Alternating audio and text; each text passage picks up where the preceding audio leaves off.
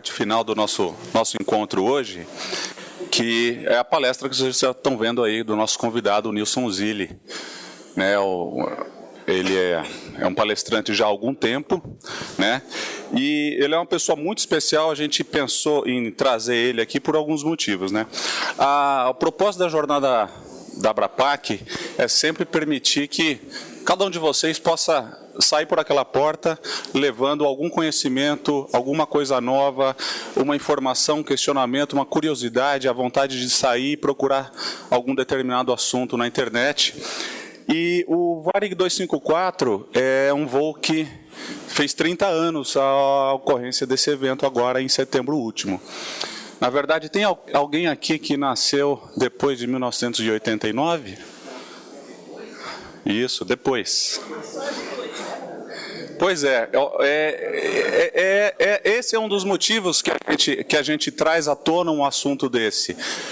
Porque, senão, com a velocidade das informações, dos acontecimentos, coisas de um passado recente podem sumir aí na neblina, e a gente achou muito interessante esse assunto. Em 1977, se não me engano, teve um acidente em Tenerife entre um KLM e um Panam que serviu como divisor de águas no mundo aeronáutico com relação ao CRM.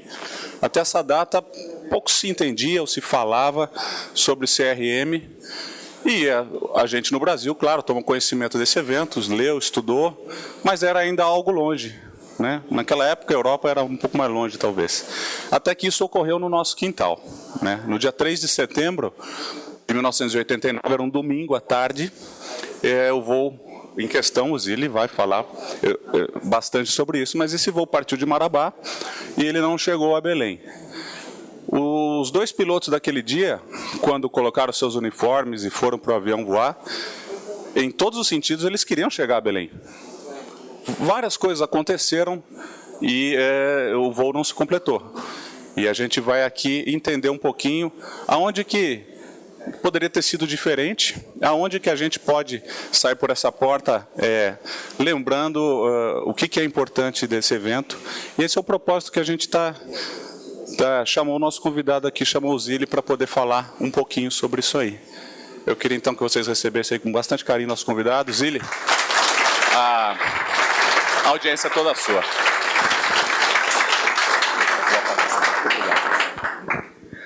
Uma boa tarde a todos. Agradeço esse convite maravilhoso. É sempre um prazer estar aqui com vocês para a gente falar uma coisa muito delicada, que é o pouso forçado do Varig 254. Aonde a gente pode pegar de uma situação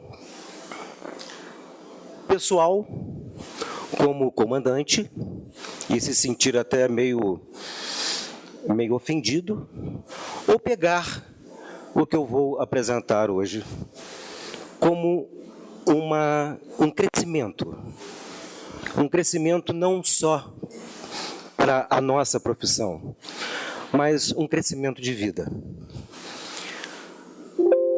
Eu nunca me predispus a dizer e afirmar que o comandante Garcês é ou era um profissional ruim. Muito pelo contrário, um ótimo piloto. Uma qualidade de pilotagem extraordinária. Mas nós vamos falar de uma coisa que não é inerente ao comandante do 254. É inerente a todos nós. Pilotos, não pilotos, empresários, pai de família, não importa, que chama-se humildade. A humildade a qual eu me refiro não é a gente permitir que ninguém nos tripudie, que ninguém nos humilhe ou que nos faça menor. A humildade na qual eu me refiro, e acredito muito, chama-se a capacidade de nós aceitarmos que estamos errados. E a partir do momento que a gente aceita o erro, nós abrimos, como um estalar de dedos, a porta do acerto, porque todos os nossos alertas, eles ficam focados não no erro, mas sim em acertar aquilo que começou errado. Entrei para a Varig em 1987, fui voar na Rio Sul, e na Evaer eu nunca ouvi falar na minha vida de CRM. Eu tenho um companheiro de turma, meu amigo do coração, o comandante Marim, que nós sentávamos juntos, inclusive, na sala de aula, e eu nunca ouvi falar de CRM na minha vida. Fui voar na Rio Sul, CRM 0, Evaer CRM 3 vezes 0 e Varig CRM, desculpem os varigianos, 1000 vezes 0. A filosofia da Varig era assim: todos são funcionários, exceto os comandantes. Essa é a grande realidade. Então, o comandante, nós éramos copilotos, então nós somos um número, copiloto X, copiloto Y e copiloto. E quando se tornava comandante na Varig, você tinha um outro peso. E a filosofia Varig construiu, ou não construiu, desculpe-me, a filosofia Varig deu um improve na personalidade do Garcês. Um exemplo que vou dar. O ano passado eu estava fazendo uma palestra num aeroclube lá de Recife, num evento chamado Aerofest. O aeroclube chama-se Coroa do Avião. Então, depois que eu terminei a minha palestra, que foi uma palestra um pouco mais comprida, me vem um senhor, aperta minha mão, olha nos meus olhos e diz o seguinte: eu sei exatamente o que você passou dentro da cabine 254. Aí eu olhei para ele, uma baita de uma interrogação, mas como é que o senhor sabe?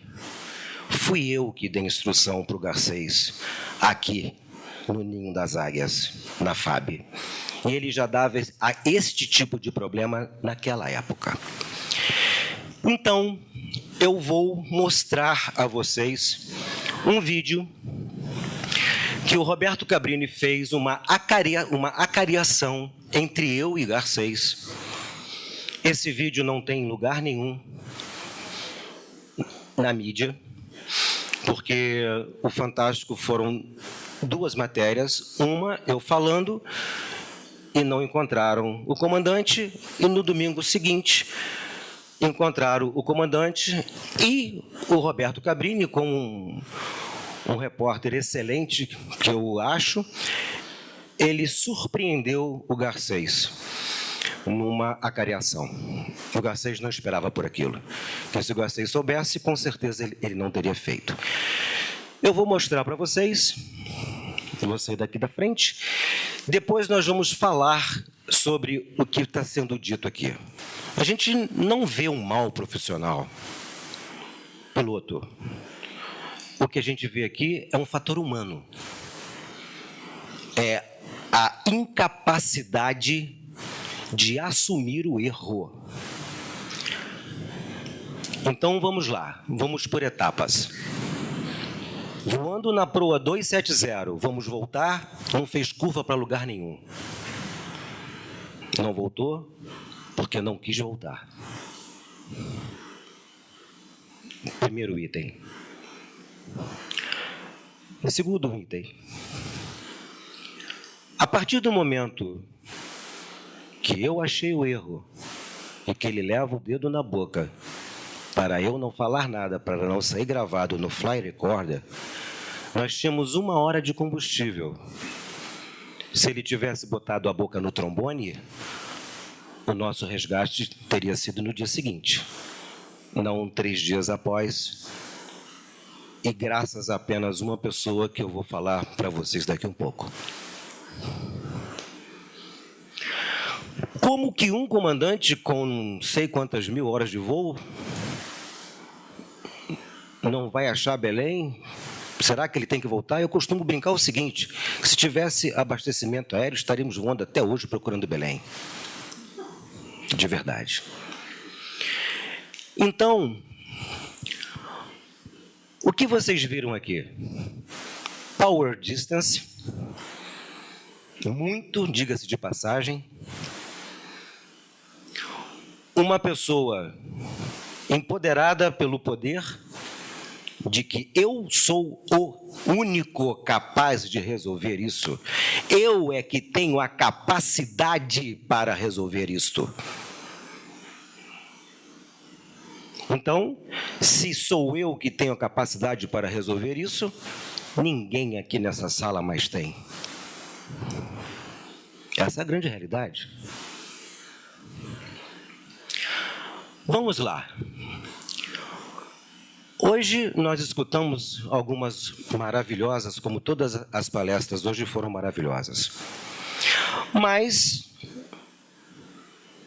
focou-se muito na figura comandante, na responsabilidade do comandante, nos deveres do comandante. E eu tenho consciência do quão importante, do quão sério é botar a quarta faixa. Numa situação dessa, Garcês, com esses anos todos que ele falou aí, e eu com 1 ano de casa. 1 ano. Estava com medo, óbvio. Pane no porão eletrônico, com certeza não tinha. Eu passei a ter medo. Eu comecei a pensar nas coisas lá de aeroclube, aquelas coisas que todos nós passamos por isso. Se você voa de A para B, se não encontra B, você volta, aquela coisa toda, que você sabe que A está ali atrás. A minha cabeça estava mais tranquila, eu não tinha o peso da responsabilidade que a companhia aérea confere aos senhores comandantes. Vocês são responsáveis pelo nome da companhia, por equipamento caríssimo, pela vida das pessoas. Mas nós, copilotos, também somos responsáveis. Por quê? Porque na justiça comum, o Garcês foi penalizado a 4 anos de cadeia e o senhor Nilson de Souza Zilli, copiloto, também. Então, na justiça comum, nós somos iguais. E, tecnicamente falando, eu sou tão piloto quanto qualquer comandante. Comandante é apenas um posto, ele tem mais experiência, show de bola, claro que tem, óbvio.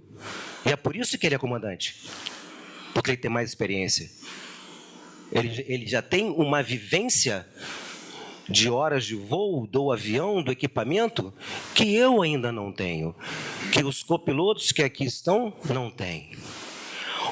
Hoje é o inverso. Existem copilotos que estão sentados na direita e sabem muito mais do avião do que alguns comandantes que estão sentados na esquerda. Hoje é o inverso, não na nossa época da Varig. O que eu quero e o que eu peço a Jesus, para todos nós, é que a gente tenha humildade e a gente não permita que as 4 faixas falem mais alto. Quem está do seu lado não é um concorrente.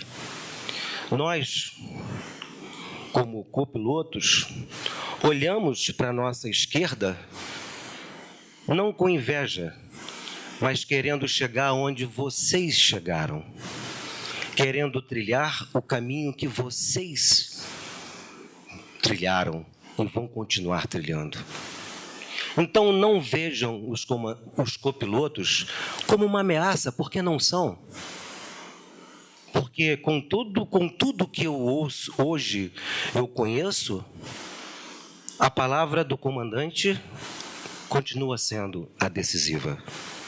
Tudo bem que hoje, pautado em cima de várias situações, o CRM está aí para isso, Mas eu escuto relatos que ainda existem seres humanos parecidos com o ser humano Garcês.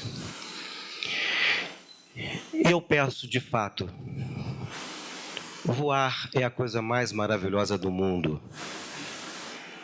Quando a gente está dentro de uma cabine de um avião, desculpa eu colocar dessa forma, mas a gente se torna criança, porque aquele ali é a realização do nosso sonho de infância. Então, é muito bom, é muito gostoso. E só peço que vocês tratem esse gostoso de uma forma bonita e justa. Aceitem. Ninguém aqui é perfeito, todo mundo erra. Aquele que fala que não erra, corra dele, porque talvez seja o que mais erre. E está mostrado aqui no vídeo. Seres humanos. Quem foi a pessoa mais importante numa sobrevivência na selva que durou 3 dias? O comandante? Não. O doutor, que eu esqueci o nome dele? Não. Quem foi? Um rapaz, um garimpeiro, de nome Afonso, foi o herói do 254. Eu vou contar como que ele foi herói. Eu acho que ainda tem tempo, né? Isso. Eu estava deitado numa árvore, porque era assim, tira o copiloto do sol, põe o copiloto na sombra. Eu não andava. Eu tive paralisia no meu lado direito todo, devido à pancada na moldura da cadeira do Boeing. E eu estava com medo danado de perder a minha perna, porque eu tinha buracos na minha perna direita, ausência de tecido. Né? Porque meu lado direito fiquei preso por uma presilha da minha cadeira. Pois bem, então, minha perna toda arrebentada e eu com medo louco, né, da minha perna gangrenar, e eu perdi minha perna. Eu falei assim, meu Deus do céu, então deixa eu tirar a minha cabeça da minha perna. Né? Deixa eu tirar o foco. Aí estava um pássaro cantando, o nome do pássaro é Capitão do Mato, e o canto desse pássaro é assim. E somente isso. Aí eu comecei a viajar da seguinte forma, será que é por causa desse pássaro que os homens, quando passa uma mulher, faz... Né? Comecei a viajar nisso. Aí passa esse ser iluminado pela minha frente, apenas com um cortezinho aqui. Senta do meu lado e fala e começa o papo comigo. E aí, seu copiloto, tudo bem? Eu não pode estar tudo bem, está tudo errado. O que aconteceu? Aí comecei eu, né, rebimboca da parafuseta, tudo enquanto que era termo técnico, comecei a falar com ele, porque eu não ia dizer para passageiro o que de fato tinha acontecido, de maneira alguma. Aí virei para ele e falei assim, qual o seu nome? Ele é Afonso. Eu, Afonso, a coisa que eu mais queria na minha vida era tomar um copo d'água e essa água escorrer pelo canto da boca. Porque nenhum de vocês aqui sabe o que é de fato passar sede. É a coisa mais horrorosa que existe na face da terra. É a sede. Fome, passa lá 30 dias, se for possível, tu emagrece.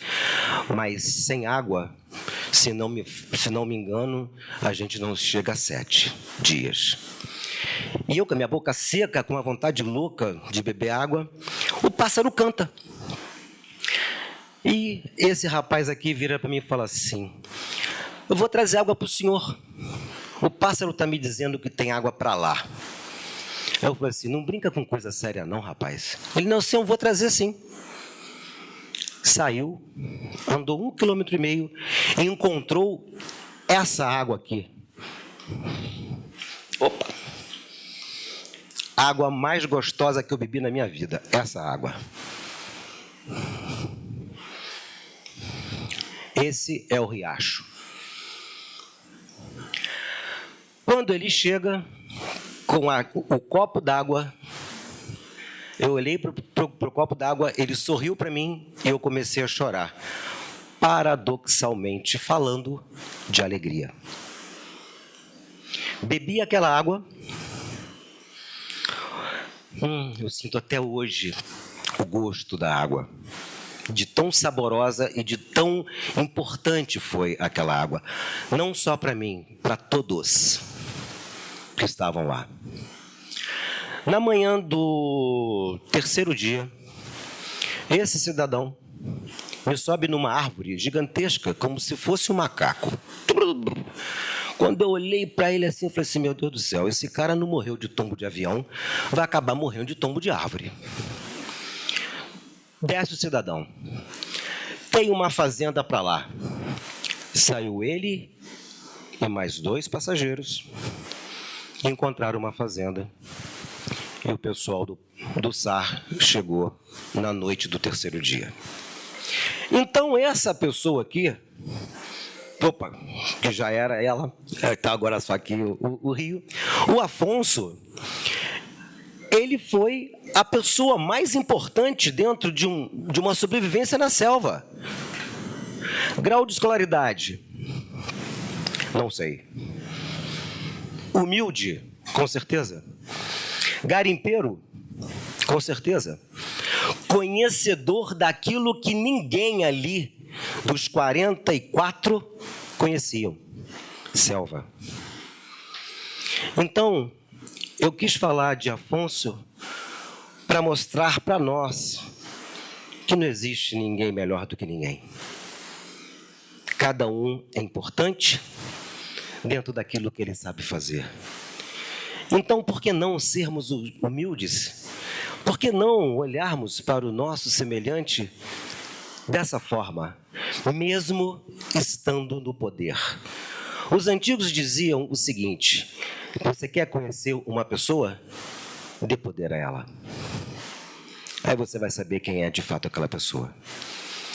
E o grande lance, a grande magia do poder é o reconhecimento do erro.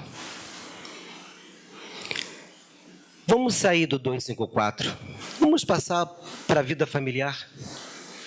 Quando se tem um chefe de família que acha que ele está certo por ser o provedor, os dias dessa família estão contados.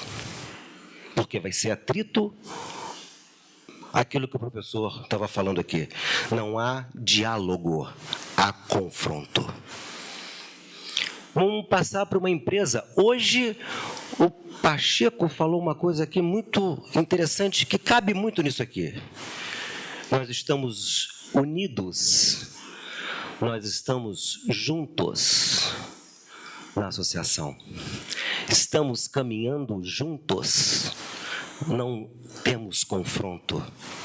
Temos divergência de ideias que é altamente salutar. Correto? Porque, como disse, se não me engano, foi Nelson Rodrigues, toda verdade é burra, exatamente. Obrigado. Toda unanimidade é burra. Então, discutir é gostoso. O que não é bom é eu sou, eu posso, sou eu é que resolvo. Nesse momento, você neutraliza o teu parceiro, que está do teu lado ali para te ajudar. Só que a vida dele também está em jogo. Porque o ser que não é piloto, né, porque nós somos seres privilegiados.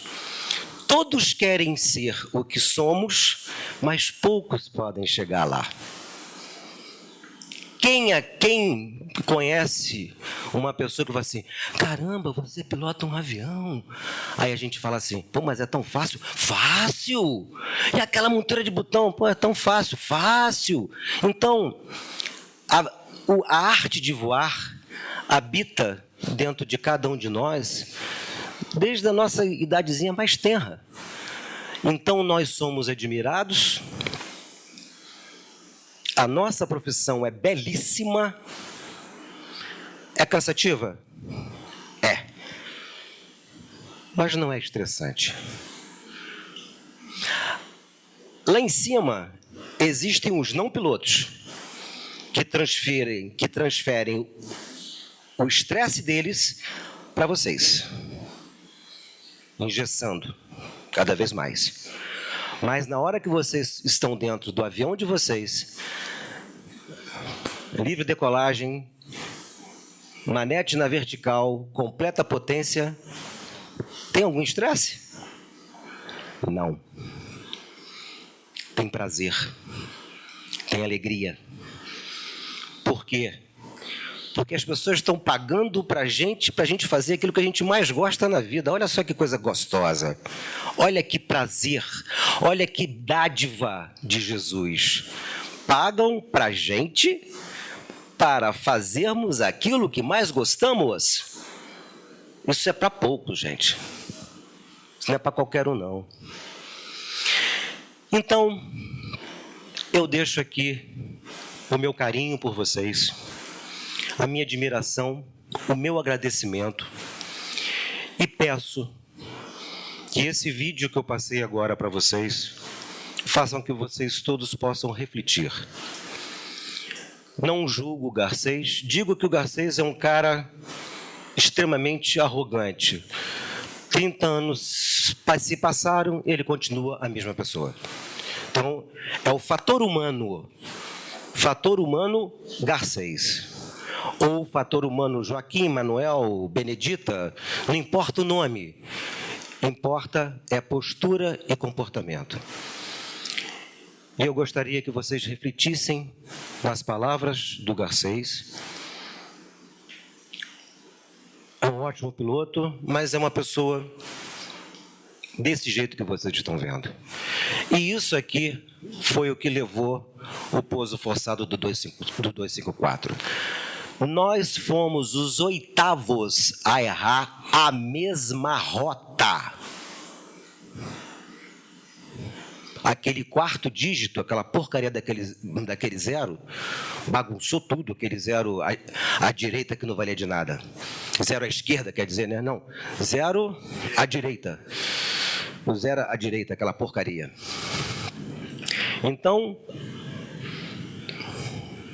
por que os outros 7, ou 7 não, por que os outros 14 conseguiram se encontrar? Porque aceitaram que erraram. Consequentemente, evitaram um acidente. E olha, graças ao nosso grande e maravilhoso amigo Jesus Cristo, eu estou podendo conversar com vocês. Porque 254 era sobrevivente 0. 52 toneladas, 9 horas da noite, meio da selva amazônica, árvore gigantesca, vida é 0. E todos sabem por que estou aqui. Que depois disso aqui, tudo que vocês viram, desculpa, velho, o erro foi meu, a gente se encontra no outro lado da vida. Ei, não se encontra, não. Temos vida, vamos lutar pela vida. Então, enquanto ele acreditava na morte, eu acreditava na vida. Mas ele foi fraco, foi errado, foi isso? Não. Muito pelo contrário.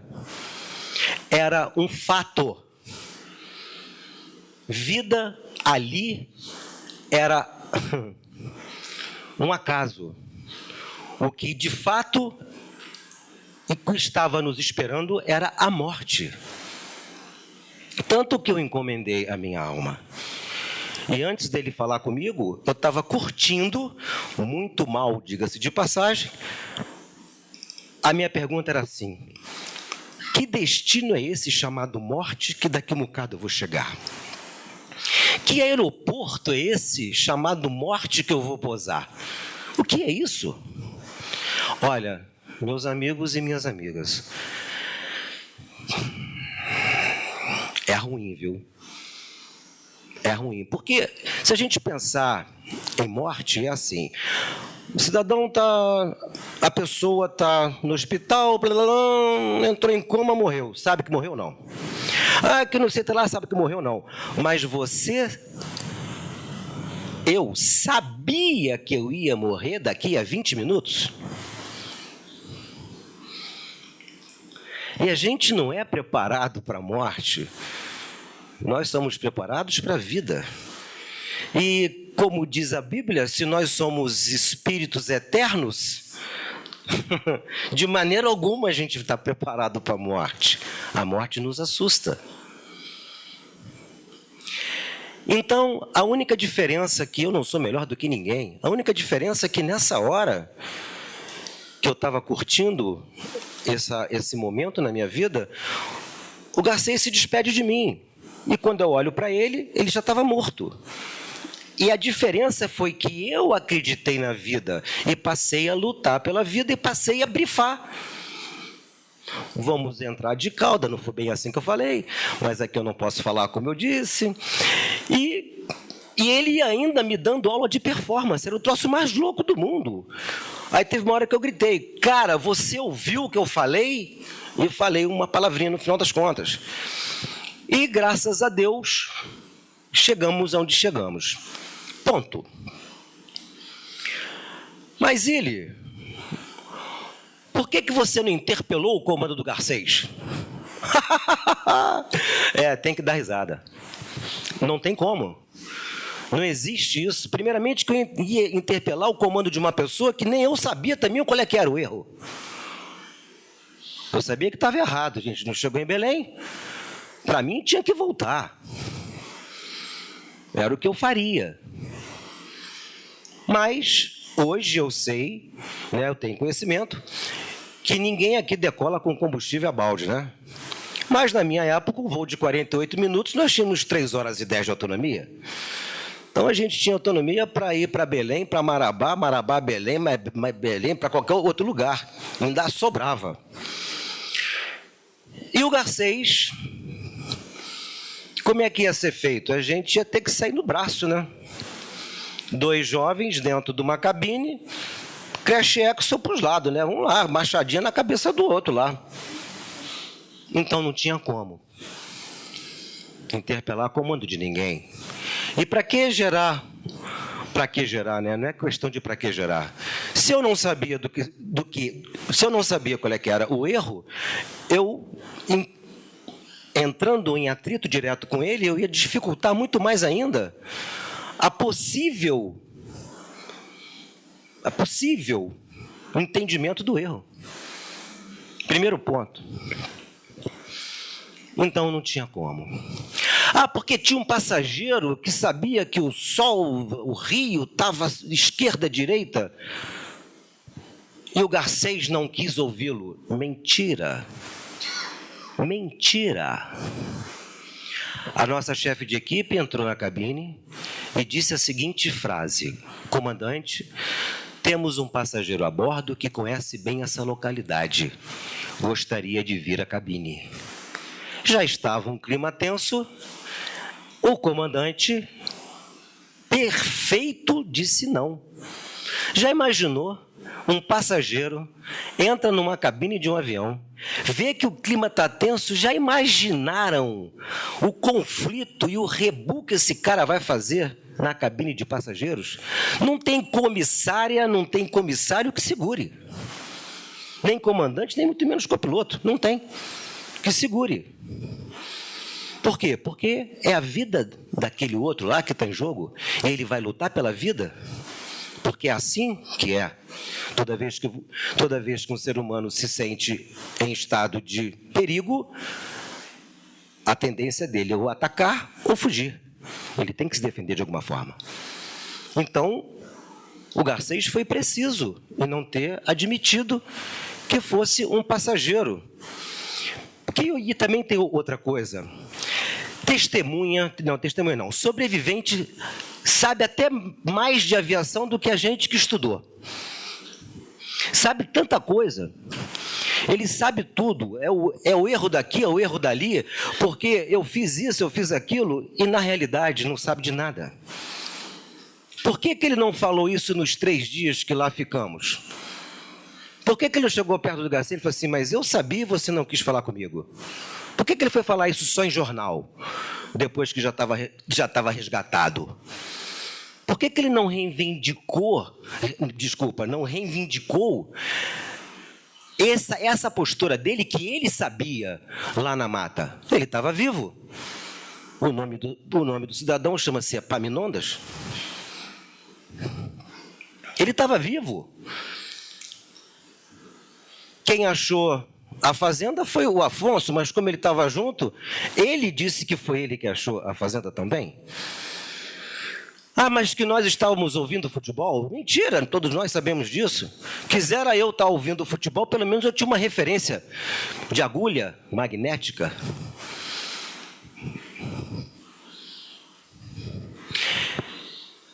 Então, o porquê que aconteceu o pouso forçado do 254? Ah, detalhe. O 4º dígito, eu já vou encerrar para não ficar cansativo, e vou abrir as perguntas que vocês podem perguntar o que vocês quiserem. O 4º dígito, nós tínhamos um voo, me corrija se eu estiver errado, Marim, nós tínhamos um voo que era Belém, Macapá, Macapá, Caiena. Proa de Macapá para Caiena, 0062, proa norte. Eu fiz esse voo 2 vezes. Não nesse plano de voo vindo aqui. No plano de voo normal, com 3 dígitos. Como é para todo mundo até hoje. Até hoje, com GPS, 3 GPS aferido, sei lá das contas, com não sei, inercial, com tudo tem direito, são 3 dígitos. Só que Belém passou a ter o radar de aproximação. Aí aquele plano de voo maravilhoso de 4 dígitos, a tripulação técnica botou a proa para Caiena. Pumba! Então, no plano de voo era 0, 0, meia dúzia, 0. Fora de aerovia. A rapaziada lá da frente, comandante e seu copiloto, setou a proa para Caiena. Vamos embora. Depois de 15 minutos, ou menos disso, Belém chama. Ô, Varig 8 alguma coisa, confirme a sua proa para Caiena. Afirmativo, minha proa para Caiena é a 0, meia dúzia, 0. Ou seja, cortaram o 0 à esquerda. Para a sua informação, a proa correta é a 00 meia dúzia.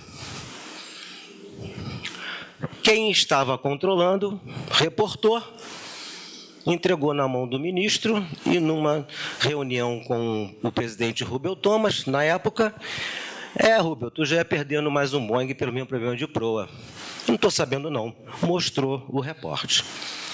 E hoje eu digo isso com muita propriedade, porque o mês passado eu fiz uma palestra no Ninho das Águias, lá em Natal, para o pessoal do DSEA.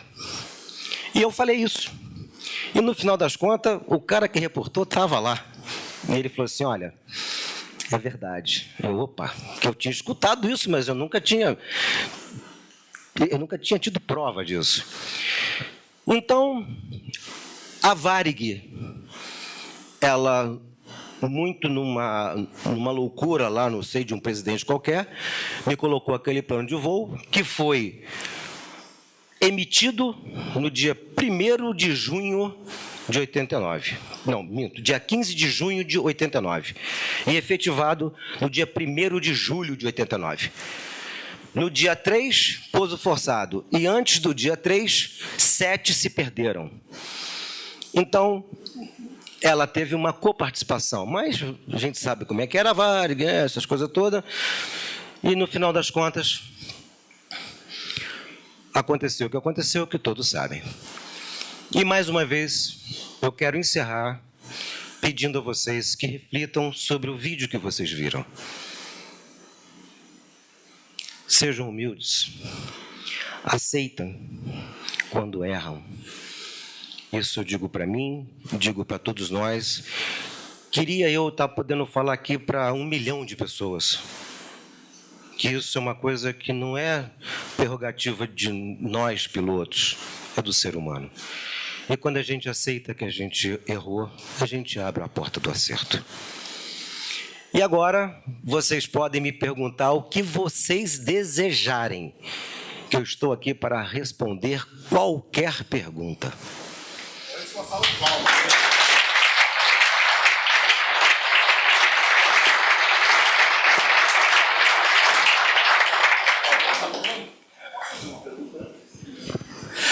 A gente vai abrir para perguntas. Agora estamos com o tempo até um pouco tranquilo aqui. Não, porque falaram para mim assim, Zílio, tu tem que andar rápido. Opa, não, andar rápido era vir de lá de fora para cá, mas está tranquilo. Eu posso fazer uma pergunta antes aqui? Vocês permitem que eu faça uma pergunta? Não, tá bom. Eu não sou aviador, eu sou jornalista, espero não falar muita besteira. Oi? Ah, então tá bom, já perguntei para vocês, né? Zílio, a gente sabe que nesses últimos 30 anos o CRM evoluiu muito e algo que aconteceu lá na cabine com vocês dificilmente aconteceria hoje da mesma forma. Mas você mesmo falou que teve 7 outros voos, né, antes de você, em que o problema gerado pela mudança do sistema, dos dígitos ali, aconteceu, mas não produziu um acidente. Exato. Eu queria saber de você o seguinte, na sua avaliação, o quanto o acidente de vocês, o problema foi causado por uma exceção chamada Garcês, o quanto ele era uma exceção dentro dos comandantes, no universo de comandantes da Varig, naquela época, ou não, foi só realmente os outros tiveram sorte, o sistema tinha tudo para dar errado ali naquela época. O sistema, com certeza, sempre teve tudo para dar errado. Mas se você tem uma postura, porque aí que está o diferencial, a postura do Garcês em questão, que é a postura não do comandante Garcês, é do ser humano Garcês, excesso de eu sou, eu posso, eu é que faço.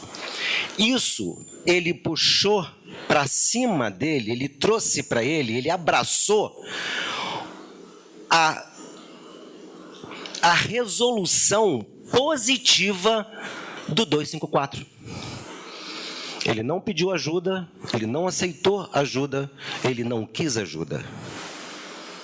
Porque ele mesmo diz, o comandante era eu é que tinha capacidade para resolver aquilo.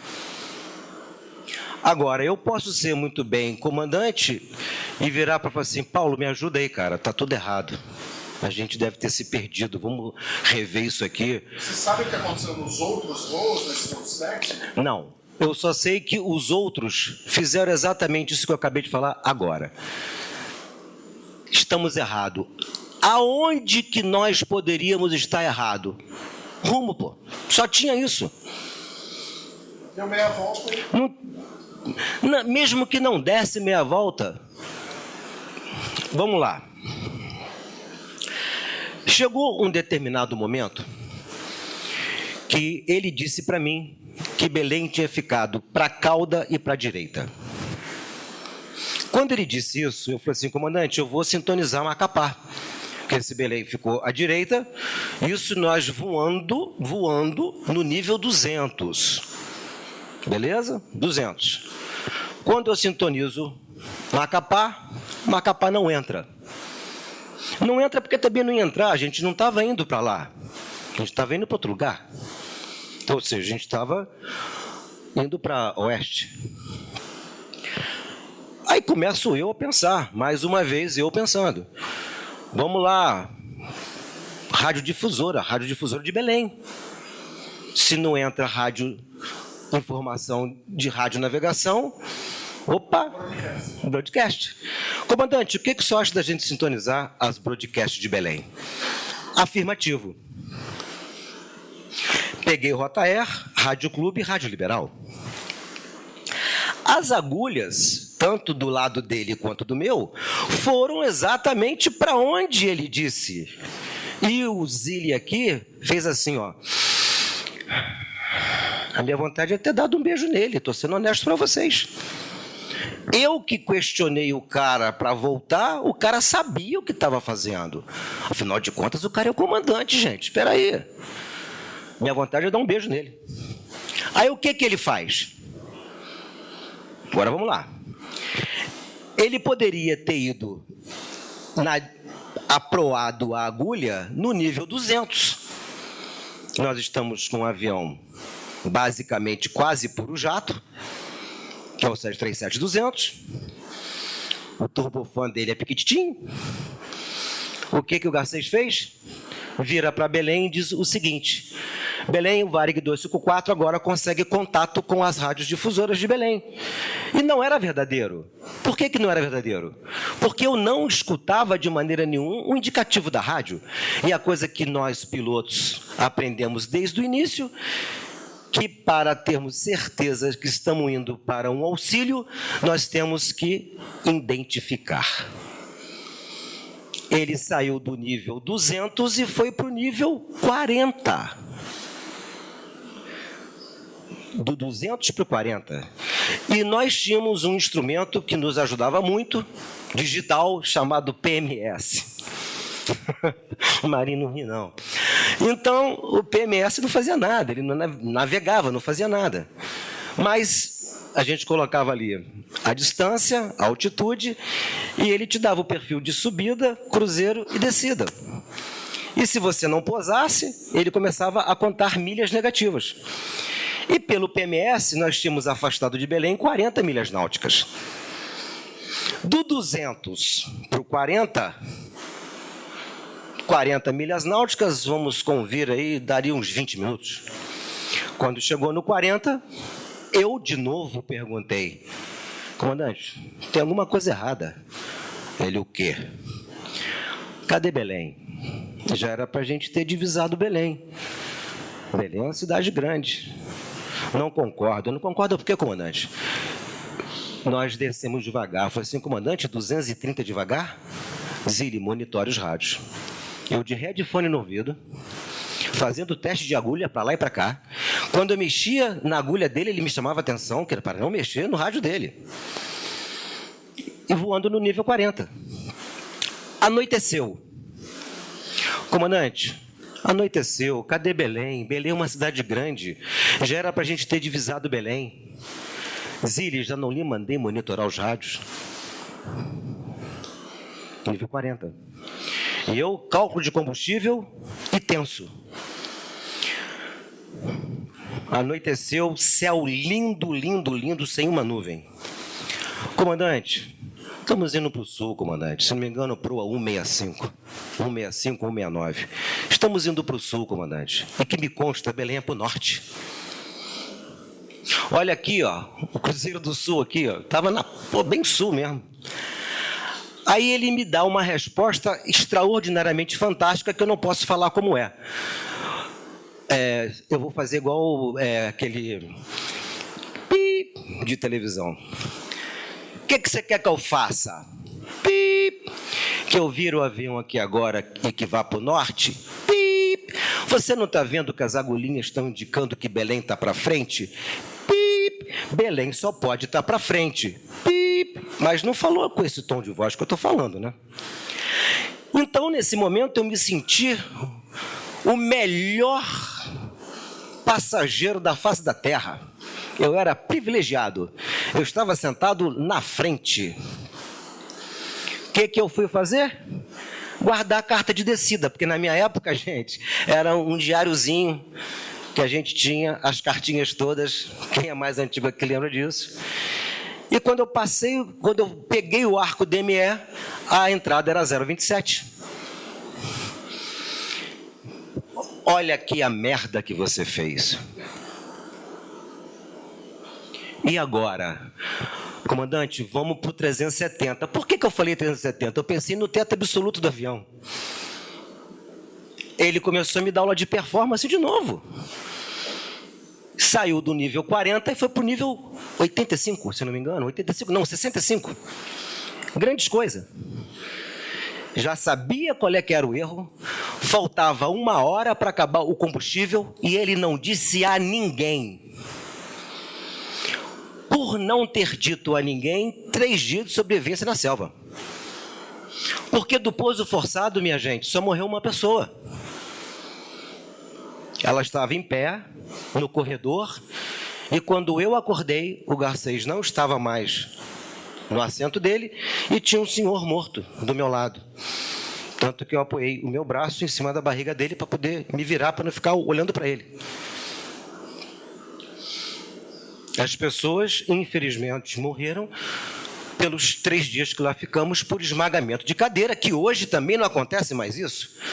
Hoje você pode fazer o pouso forçado que for num 737, que de 9G de fixação passou para 28. Então, também, hoje, acho que a pessoa é cortada no meio, né? Mas a cadeira não sai, não. O cinto de segurança corta, mas não sai, não. Porque eu questionei na Varig isso, e como ainda era funcionário Varig, a Varig me mandou calar a boca. O manual do 737 diz o seguinte, 200. Fixação das cadeiras, suporta 9G com o peso padrão. O relatório final chegou à conclusão que a desaceleração foi de 15G. Ponto. 15G, 9G, com peso padrão. Se nós tínhamos 48 passageiros, o 37-200, se não me engano, era 110, então não justificava que todas as cadeiras tivessem se soltado. As ocupadas, sim, concordo. Mas por que ficaram presas só aquelas meia dúzia lá atrás? Então, na realidade, as pessoas morreram, infelizmente, por uma má fixação da Boeing, que foi do pouso forçado, que nós sabemos que depois do 254, CRM, depois do 254, fixação melhor, porque se não tivesse havido o 254, talvez o CRM ia estar chegando lá para os anos 2000 lá vai fumaça. Então, na realidade, o pouso forçado foi belíssimo. Mas quem pousou aquele avião? Jesus! Levou a asa direita, o avião entrou em asa para a direita, não tem piloto que segure isso. Aí Jesus me coloca uma outra árvore, bem frondosa, e leva a asa esquerda. Acerta o charuto e o charuto vem para o chão. Nós temos algumas fotos sobre isso. Então, aqui nós vamos passar alguma coisa, porque vocês possam até ver. Isso aqui foi quando eu entrei na Rio Sul, em 87, tanto eu quanto o Marinho. Pode passar. Aqui, a turma, esses aviões nós éramos avaliados, todos os santo dia nós éramos avaliados nos diplomatas. Esses 2 aviões eu voei, o Kilo, esse aqui, e o Mike Kilo, que todos nós sabemos. E eu amo esse avião porque salvou a minha vida.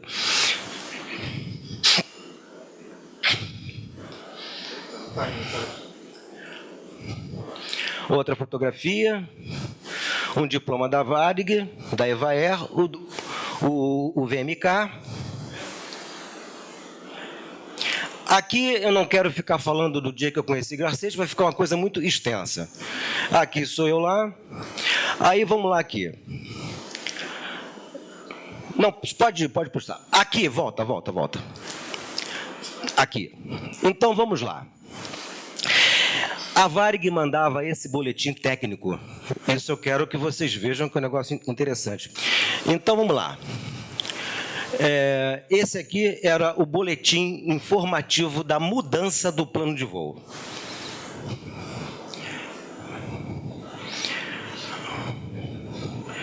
Então aqui, vamos lá. Emitido no dia 12 de junho de 89, efetivado no dia 1º de julho de 89. Então aqui vem as nomenclaturas, e aqui está 27, MC, magnético e Corse, e a tradução para o português, rumo magnético. Item 27, que está aqui, ó. Item 27, magnético e Corse, rumo magnético.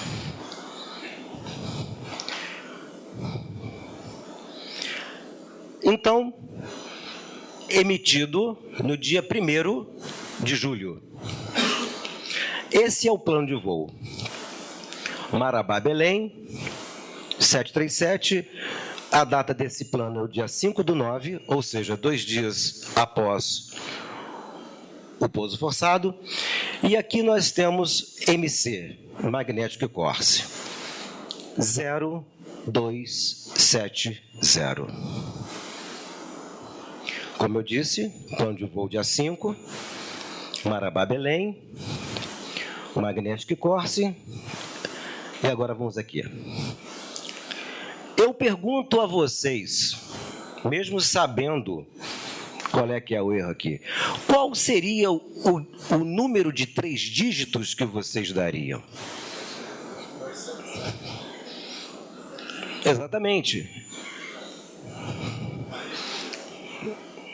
Está aqui, ó.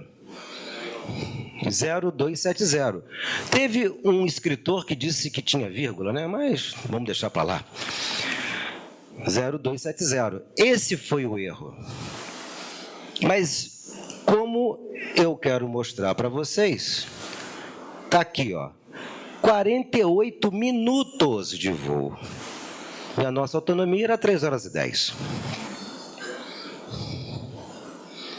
O trecho, Marabá, Belém. Aí fizeram uma pergunta assim, mas por que vocês não erraram as 2 primeiras etapas?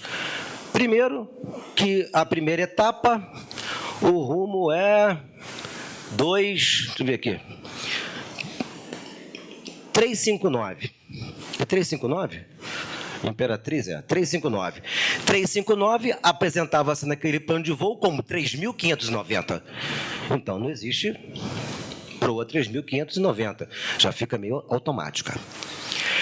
E a proa de Imperatriz para Marabá, vamos entender que a proa, o oeste está aqui, seria isso aqui. Seria a proa 290, 290, 295, 294. Apresentava-se como 2.930. A daqui para cá, 027. A descoberta do erro, a entrada do arco DME. Essa é uma carta atualizada, que a nossa era 027, aqui está 028 ou 29. Esse é o meu lado.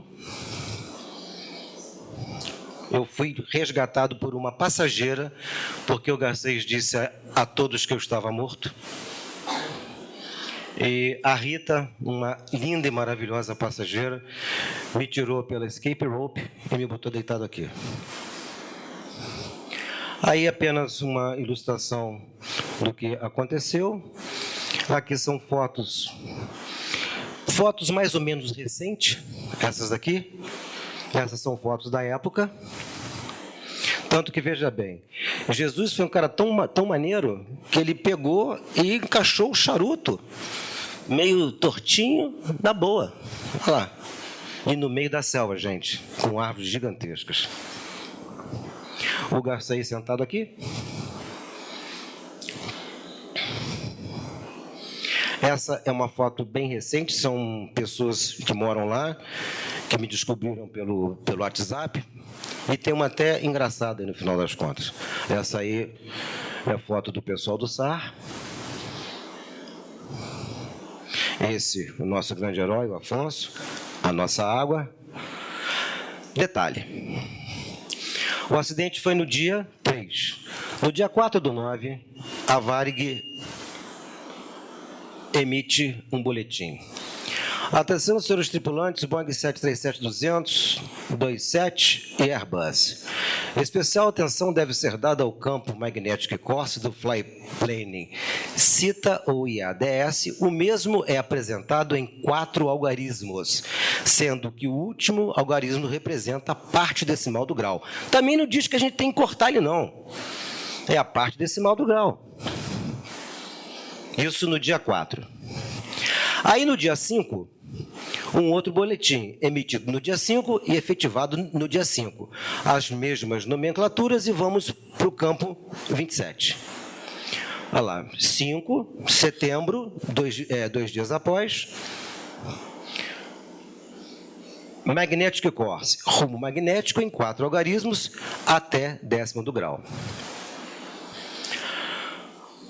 Meses após o acidente, o plano de voo da Varig foi entregue a 21 pilotos das principais companhias aéreas do mundo durante um teste realizado pela International Federation of Airline Pilots Association, IFALPA. Nada menos que 15 pilotos cometeriam o mesmo erro da tripulação do 254. Após o acidente, a Varig instalaria em suas aeronaves equipamentos de utilização do sistema Ômega, porque o 737-200 não tinha nada. Além de ser artesanal, não tinha nada. Eu ia tirar a minha primeira férias, dia 15/9, olha que beleza. E detalhe, aquele voo não era meu, viu? Eu fui quebrar galho de escala.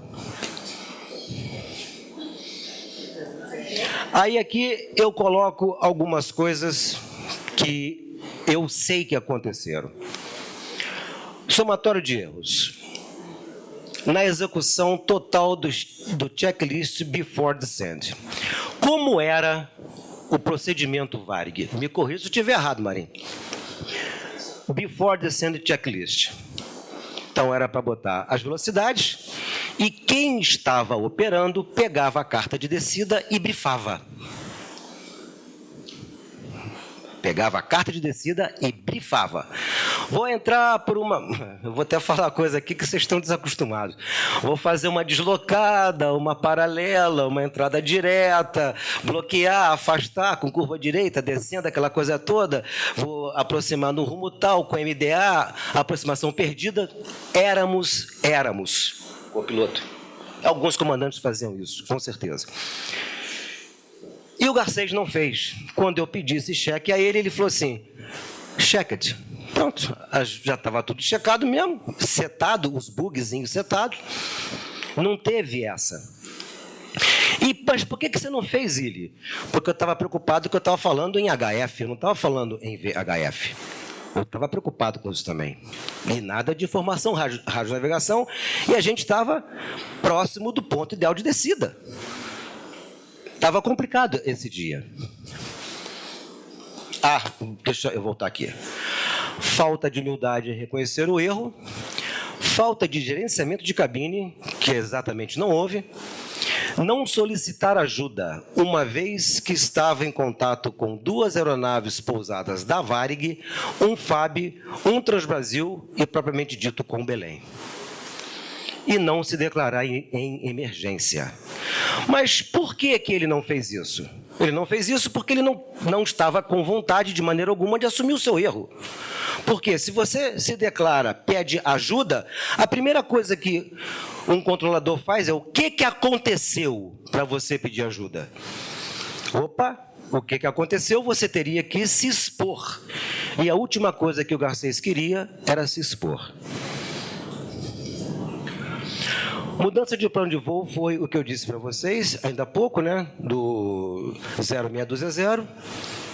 Aqui são mais algumas fotos bobas. Essa foto foi tirada bem recente, porque o avião ainda está lá. Essa foto, na minha época, ainda tinha cabelo. E a cariação que eu mostrei para vocês.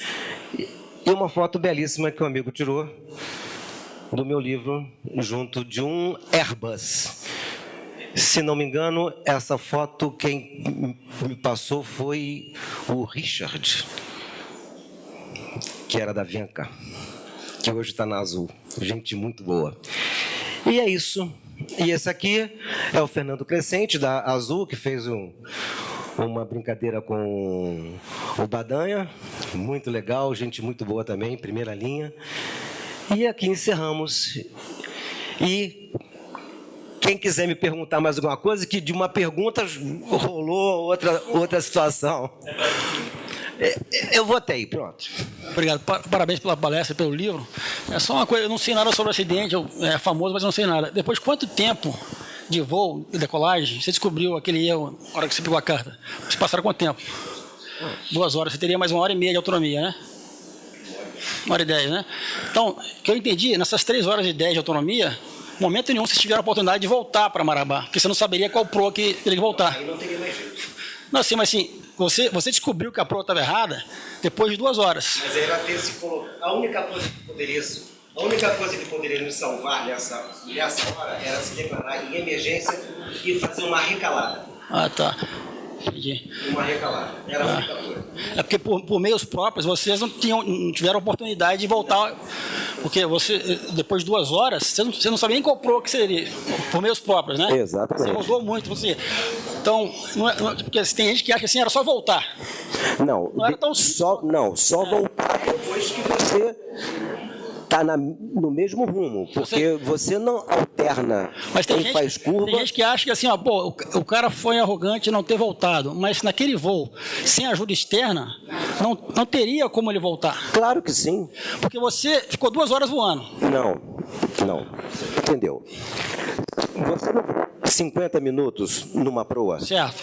Você, após 50 minutos, você está pousado. Certo. Você pousou? Não. Você pode voltar na proa inversa. Mas você percebeu que a proa estava Isso errada? depois que desceu, depois que ele falou que... Então, nesse muita ponto, coisa. nesse posição Não, nesse geográfica, ponto não tinha jeito. Assim,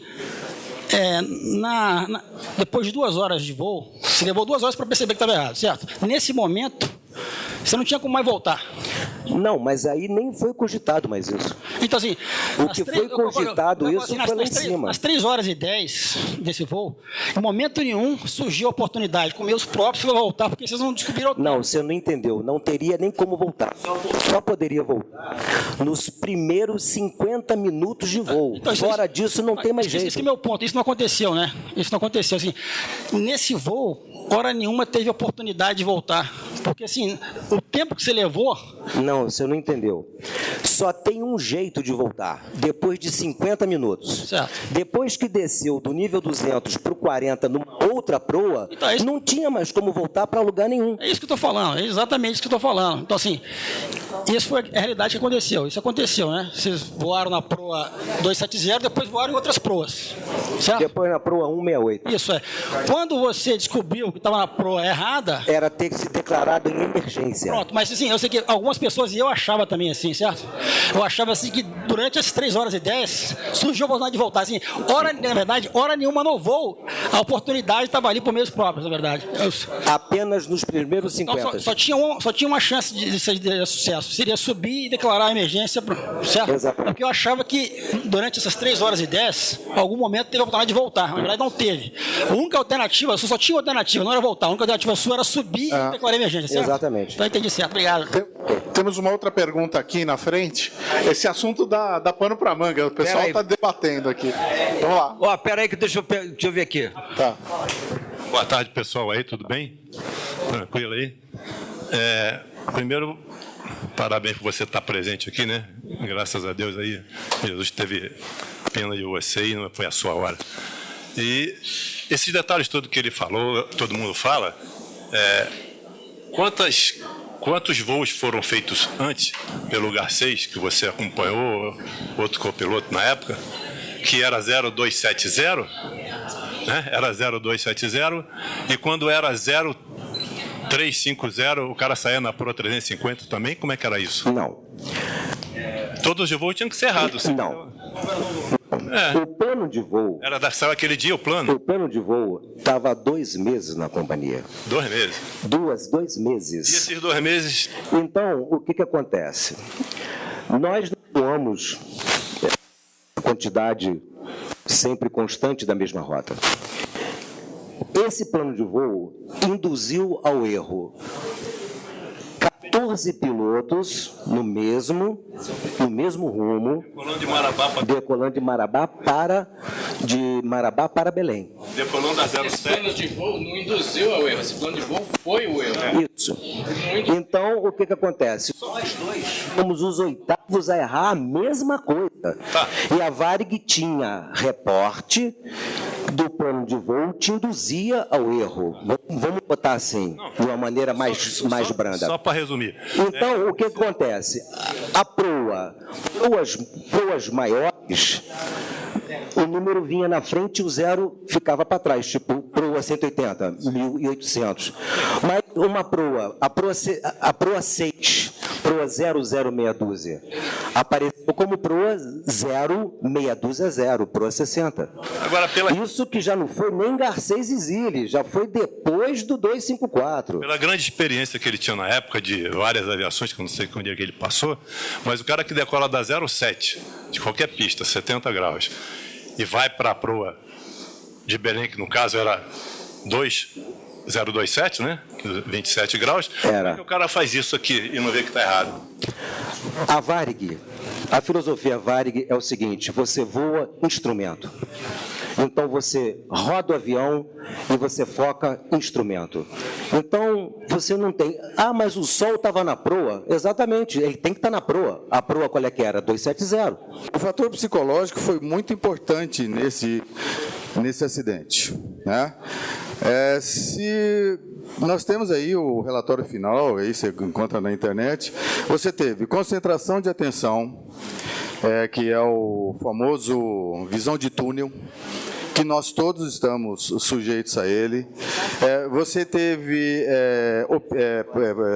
análise ou decisão condicionada, ou seja, a situação, por exemplo, eu vou dar um exemplo de decisão condicionada.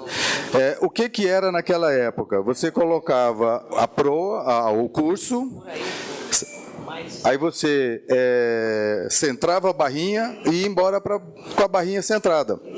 Se eu boto 0,27 e centro a barrinha, eu vou embora. Se eu boto 270 e centro a barrinha, eu vou embora. Existem diversos outros fatores envolvidos aí. Quanto tempo vocês tiveram de solo, Zilli? 18 minutos? Não, foi um pouquinho mais. Um pouquinho mais. Para desembarcar passageiro, tirar bagagem, botar passageiro. Então, assim... Deu em torno dos 40 minutos. Os 40 minutos. E o tempo todo, a coordenação... E aí? Não vai atrasar, não vai atrasar, não vai atrasar. Isso vai tirando, são fatores de distração. Outra coisa, você treina, como foi aventado pela Varig durante a investigação, você treina os pilotos. Não, mas os pilotos foram treinados. Aqui na Varig nós temos uma diferença de que exigido 150 horas, nós fazemos 300 horas. Ok, na hora que está lá, precisando cumprir horário e tudo... Me desculpe se tem alguém aí de origem portuguesa, mas isso aqui é que nem por computador lusitano, não tem memória, é uma vaga lembrança, né? Então, nós somos suscetíveis ao erro, como aconteceu com diversos outros, um em Rio Branco, um Varig decolando de Rio Branco também pegou uma proa errada. A maioria desses que resolveram é porque foram verificados pelo radar e foram orientados de volta. E um ou outro foi aquele que... Vocês já viram aquele negócio de, deu estalo e agora eu percebi isto? Então, é o componente sorte. Então, quando a gente fala assim, mas vocês não viram que o sol estava na proa? Vocês não viram que a vegetação estava diferente? Tem um monte de piloto aqui. Quem fica olhando para a vegetação aí, depois que decola e vai fazer a rota? Passageiro. Né? Quem vai acreditar em passageiro? Então, neste caso aí, tem um forte componente psicológico que não é só ligado à personalidade do comandante, mas à nossa condição inerente de sermos psicologicamente frágeis. Então, foram vários fatores contribuintes ligados ao fator psicológico e que levaram a confusão para a solução, porque houve uma confusão na cabeça. O que aconteceu? Belém não está ali, mas devia estar ali, aquela coisa toda. Então, o fator psicológico foi importantíssimo. Quem investigou o fator psicológico foi o Coronel Lajas, da Força Aérea, o implantador do Instituto de Psicologia da Aeronáutica, um papa da aviação, da psicologia de aviação. Então, nós tivemos um fator psicológico muito forte nesse acidente e que, entre aspas, assim, traiu a tripulação. Obrigado. Pois não. Licença. Só um minutinho. Queria fazer um comentário, porque eu colaborei com a APVAR e o sindicato no começo da década de 90, logo depois que ocorreu esse acidente. E tinha muitas controvérsias a respeito do que aconteceu dentro do cockpit, etc. E uma coisa, eu voei várias vezes dentro da cabine do avião, a convite do comandante Foquesato. Sim.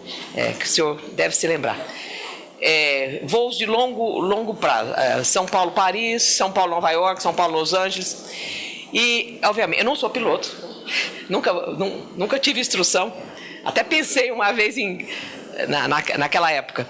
Mas uma coisa me chamou a atenção, não só pela complexidade do sistema, os sistemas complexos dentro de um cockpit, eles têm uma ordem de hierarquia. Hierarquia de comando, de alarmes, de posição, etc. Mas tinha uma coisa que me chamou a atenção, é uma coisa assim, banal, mas que foi importante no início do que aconteceu nesse acidente, que eu vi a entrada, como eles entravam a rota, por exemplo, São Paulo, Nova York. Então, um falava, o outro repetia, um falava e o outro repetia. Aí eu pedi para ver o papel que eles entravam a rota era um papel, era de uma impressora aquela impressora matricial, né? Sim. Aí eu falei para um deles assim, falei, mas esses números são quase ilegíveis. Inclusive, muitas vezes estava gasta, provavelmente, a fita, e o número não aparecia legível. Então, facilmente podia confundir um número com outro. Aí eles falaram assim, isso é mais uma coisa, o voo nunca sai redondo, mas isso é mais uma coisa. Eu lembro desses comentários. Quer dizer, de fato, assim, quando a gente estuda na área de ergonomia os sistemas complexos, existe uma série de causas que levam a um acidente grave. Nunca é uma só. Sim. Aqui algumas se ressaltam, mas o erro básico vem lá de trás, quando é ilegível ou mal impresso, como era naquela época, como é que você vai colocar a rota e que rota que você vai colocar, não vai errar a rota, etc. Então, eu lembro dessa história, porque eu tive muito contato com o Foquesato e outras pessoas da época, e me chamou a atenção que eram coisas assim, muito pouco, vamos dizer assim, levadas em consideração. Eram coisas importantes, mas eram relegadas a segundo plano. Como, por exemplo, a entrada da rota. Isso eu lembro muito bem. Então, na sua palestra, o senhor deixa bem claro, né, que outros pilotos teriam errado da mesma forma. E lá atrás, realmente, assim, eu vi com meus olhos, dentro da cabine, como é que a rota era inserida. E tinham muitas possibilidades de erro. Então, eu não acredito que nunca os pilotos iriam entrar a rota porque queriam errar a rota, obviamente. Exatamente, por displicência, por negligência ou por imperícia. Claro que não. Não, então, só terminando assim, que num sistema complexo como hoje, que tem muita automação, muitas vezes a automação, ela ajuda, mas ela às vezes atrapalha, porque as pessoas às vezes se esquecem ou não sabem como desligar uma parte automática que não esteja funcionando direito, né? De qualquer forma, os sistemas complexos continuam havendo não com frequência, mas eu acho que isso é um desafio, é um novo tipo de desafio que os pilotos têm pela frente, que é muitas vezes o excesso de automação. Eu acho que essa é uma questão que poucos discutem. Talvez agora, com a queda do Boeing, os 2 Boeings Max, né, isso começou a ser novamente um motivo de discussão entre os especialistas em ergonomia, que é esse excesso de automação que impede o piloto de tomar decisões na hora certa e do jeito certo. Obrigado. Entendi. Muito obrigado. Pode? Posso te fazer uma pergunta? Sim. Rapidinho. Não quero saber nada do acidente. Amanhã é 23 de outubro, dia do aviador. Eu gostaria que você nos presenteasse dizendo quem é o Zilli pós-acidente.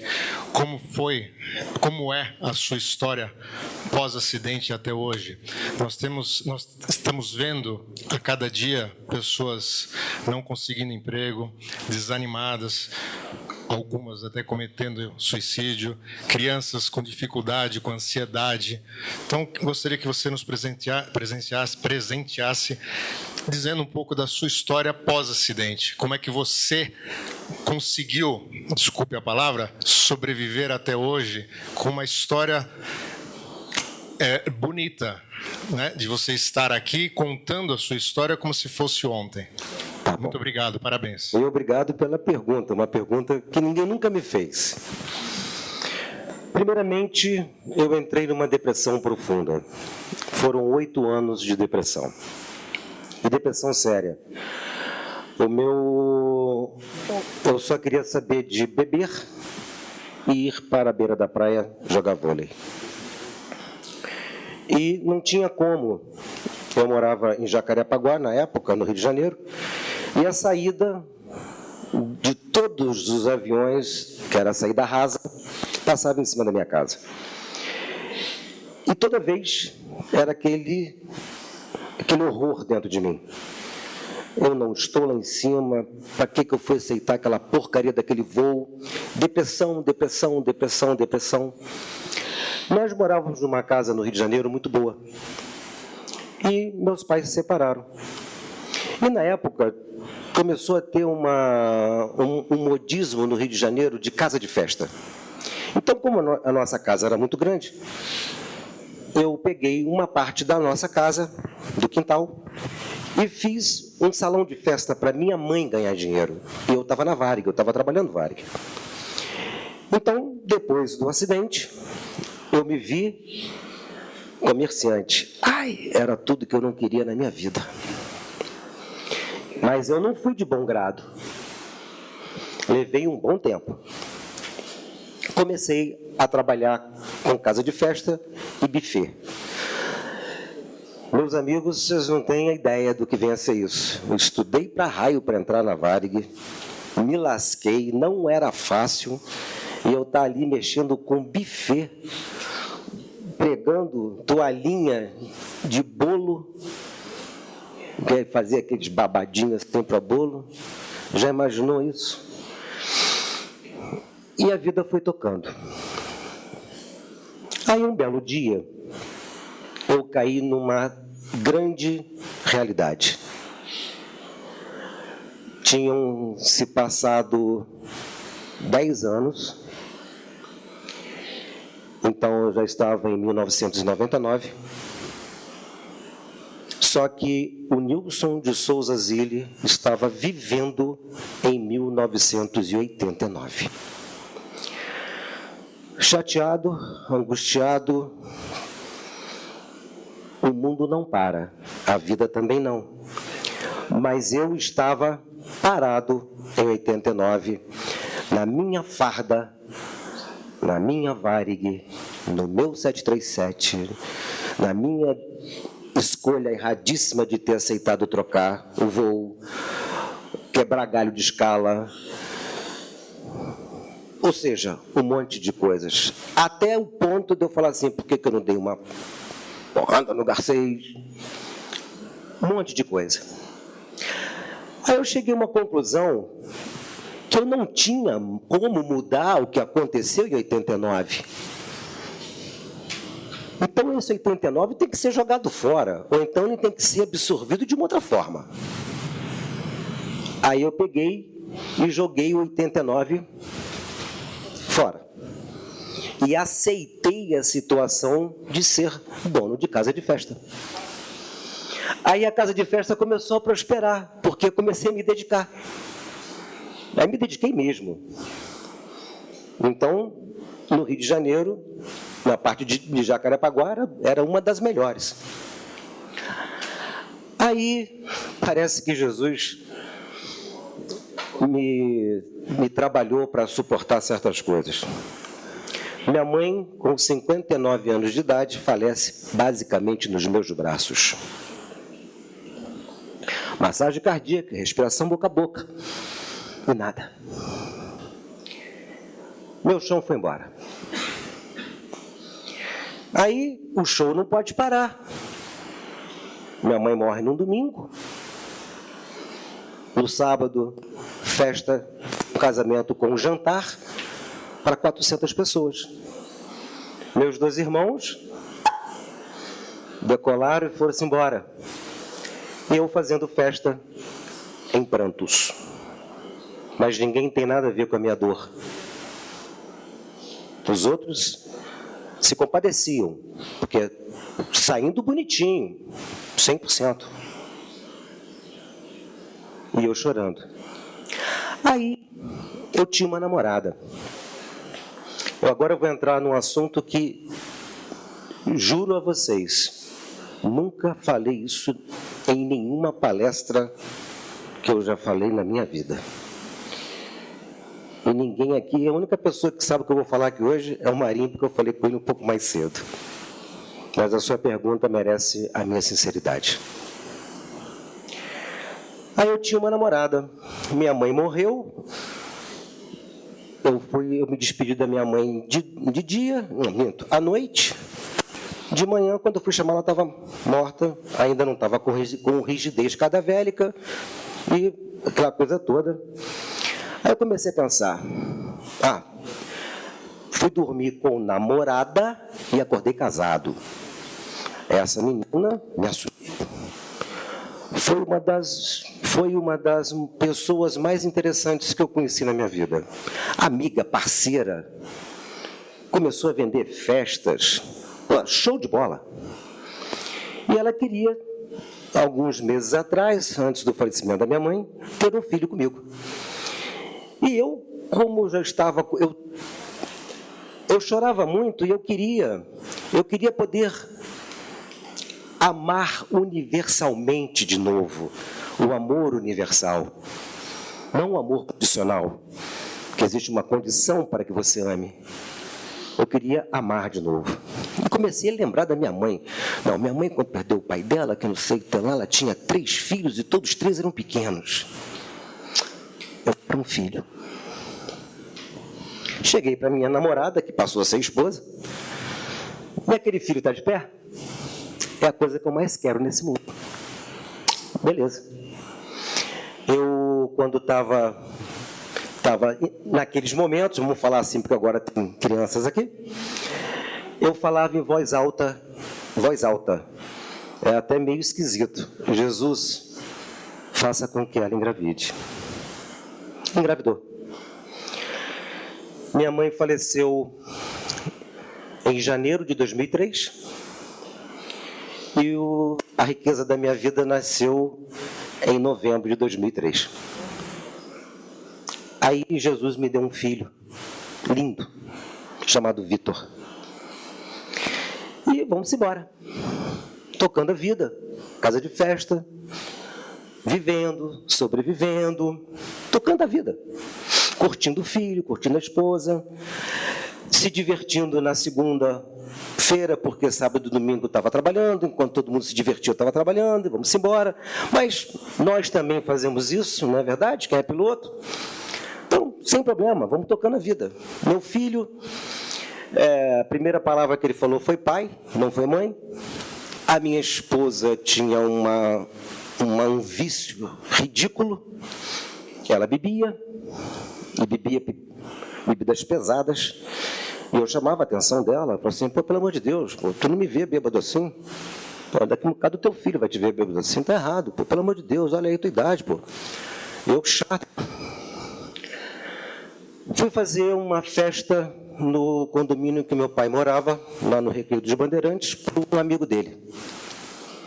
Então, fiz tudo o que tinha que ser feito na sexta-feira, botei tudo dentro do meu carro, fui para Jacarepaguá, que no sábado tinha uma festa também. E até com prosperidade, numa boa, nada de dinheiros, mas também pagava as minhas contas. Chegamos em casa no dia seguinte, então eu fui dormir, botei o Vitor no berço dele e a mãe do Vitor para lá e para cá, já tinha tomado o uísque dela. De manhã, meu irmão chega em casa, porque ele que fazia parte de decoração de flores, diz para mim assim, Nilson, eu acordei. O que foi? Fulana. O que tem? Está lá em cima morta. Ela se suicidou, deixando cartinha, e me deixou com um filho de 2 anos e 11 meses.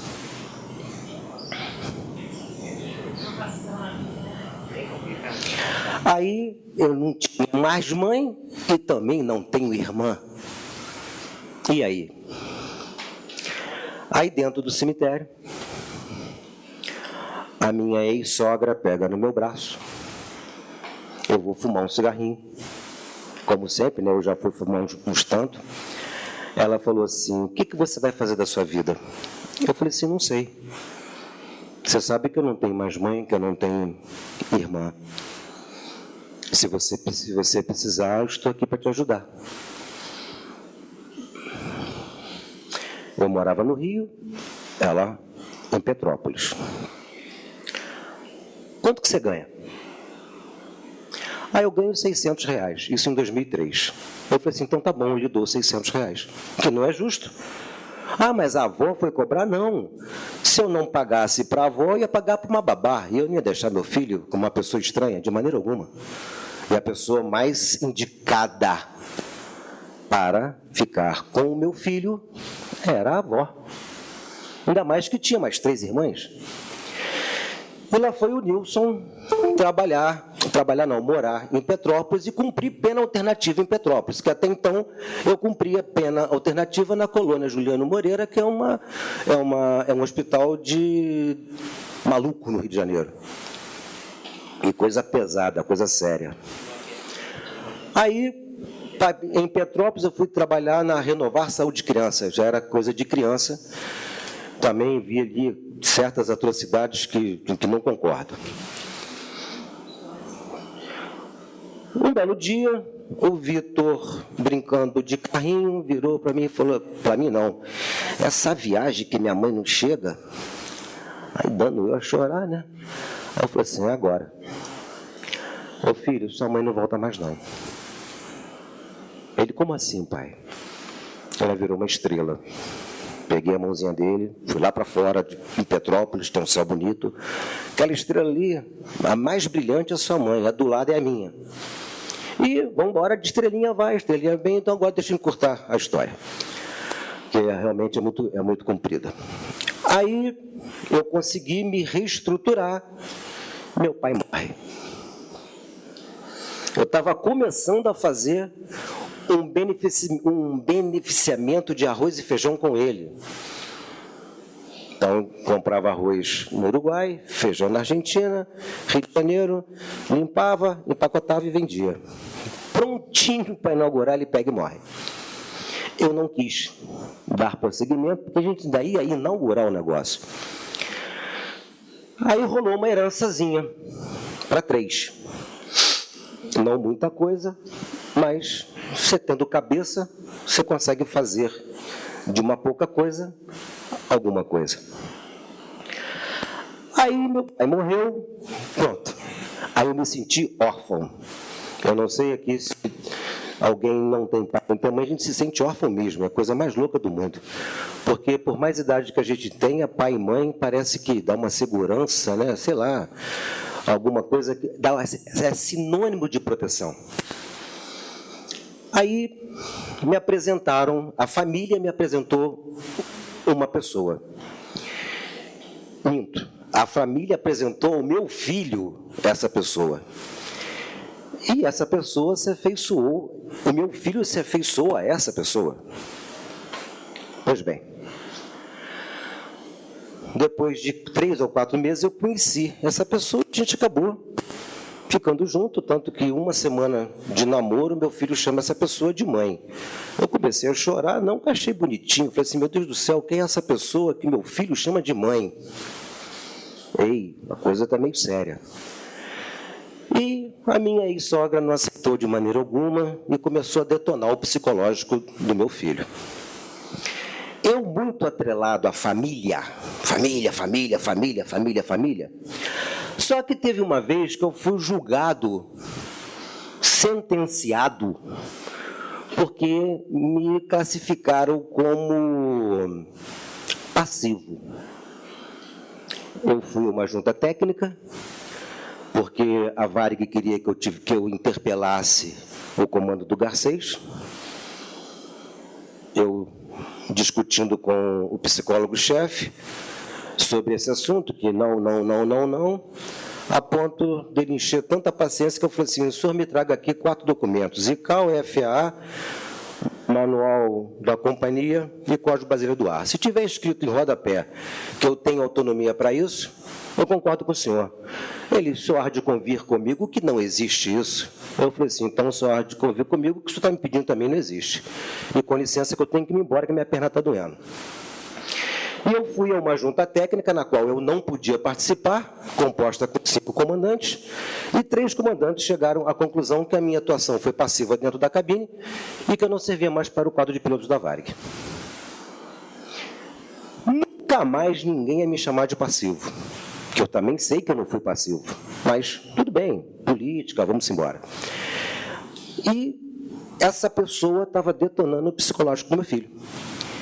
E no aniversário de 4 anos dele, ou seja, meu pai morreu no dia 16 de outubro, o aniversário dele é final de novembro, e os meus irmãos acharam que deveria ter a festa, eu lá naquela brincadeira toda, eu falei assim, eu não pertenço mais a esse espaço. Não tinha uma herancinha? Vou para João Pessoa. Vou morar em João Pessoa. O único rabo que eu tenho põe debaixo do meu braço. E vai comigo. E assim eu fiz. E quando eu cheguei em João Pessoa, parece que Jesus botou esse João Pessoa na minha vida.